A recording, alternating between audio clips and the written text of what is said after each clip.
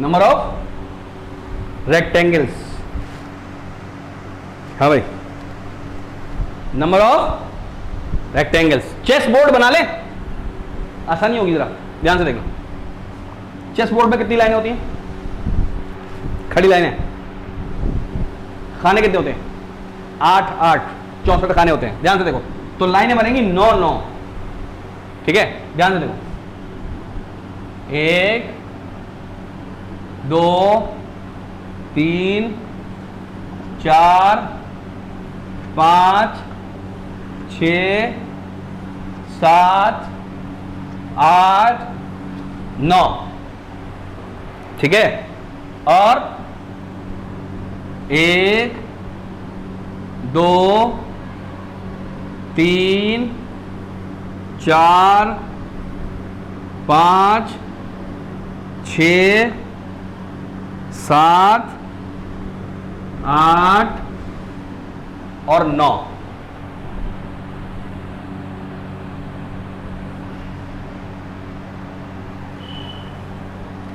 समझ में आया? कितने होते खाने?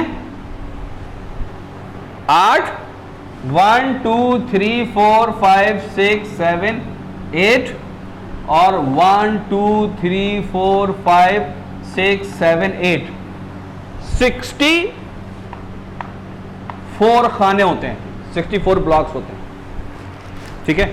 अब ध्यान से सुनना। हाँ, ये खाना भाई, ये खाना 1 बाई 1 का। अरे एक खाने को हम बोले कितने का? 1 बाई 1 का। और इसको क्या मानेंगे हम? स्क्वायर, एक छोटू स्क्वायर, ठीक है? क्या स्क्वायर रेक्टेंगल भी होता है? हाँ, स्क्वायर रेक्टेंगल भी होता है। क्यों? रेक्टेंगल के लिए 2 शर्तें हैं, अपोजिट साइड्स इक्वल, पैरेलल और एंगल्स 90 डिग्री, है ना? और डायगोनल बराबर, डायगोनल बराबर। तो स्क्वायर के डायगोनल बराबर भी होते हैं। बात समझ में?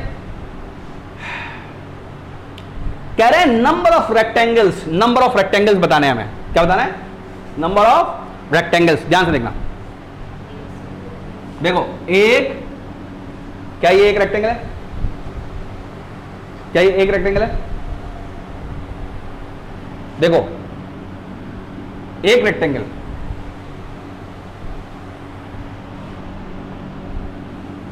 दो रेक्टेंगल,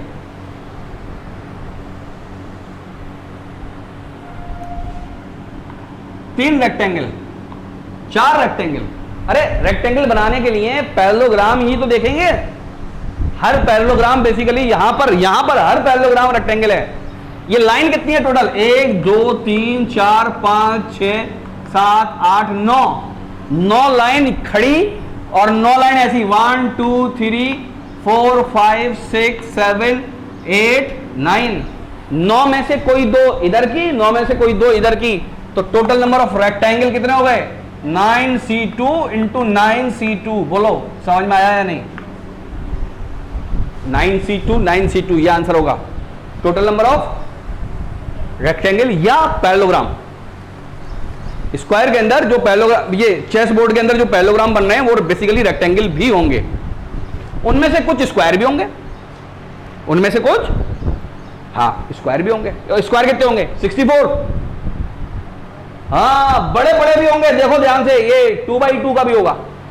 अभी क्वेश्चन आ रहा है, देखो ध्यान से। क्वेश्चन है, दूसरा क्वेश्चन क्या है?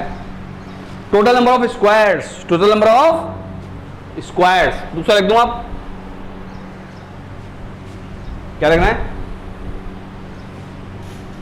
अरे अरे क्या लिखना है? Total number of squares, total number of squares, ठीक है? ध्यान से देखना,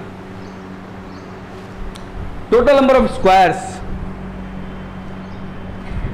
देखो अच्छे से समझना, एक स्क्वायर 1 बाई 1 का, 1 बाई 1 का, 1 बाई 1 का, 1 बाई 1 कितने? और ऊपर कितने? तो नंबर ऑफ स्क्वायर्स, 1 बाई 1 के कितने हैं? 8 इंटू 8। अच्छा ध्यान से देखना, 2 बाई 2 1 स्क्वायर। अब देखना ध्यान से, 2 बाई 2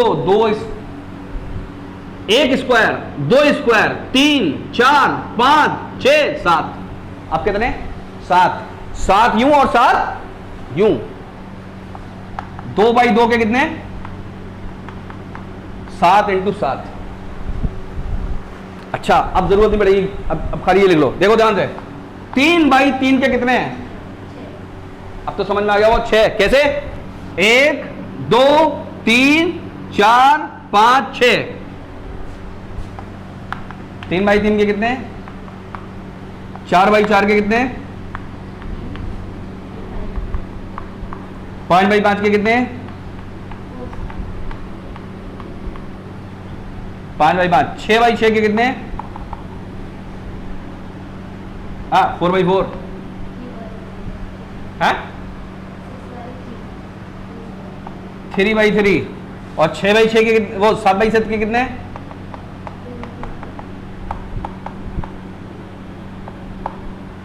8 बाई 8 के कितने? तो टोटल नंबर ऑफ स्क्वायर कितने होगा? ध्यान से देखना, देखो कितने हो गए टोटल नंबर ऑफ स्क्वायर? कितने हो गए? सबको जोड़ेंगे हम।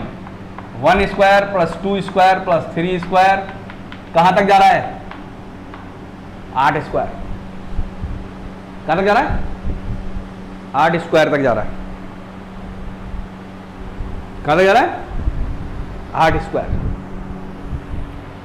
अगर 1 प्लस 2 स्क्वायर प्लस 3 स्क्वायर ये जा रहा हो n स्क्वायर तक, तो 10th में क्या था?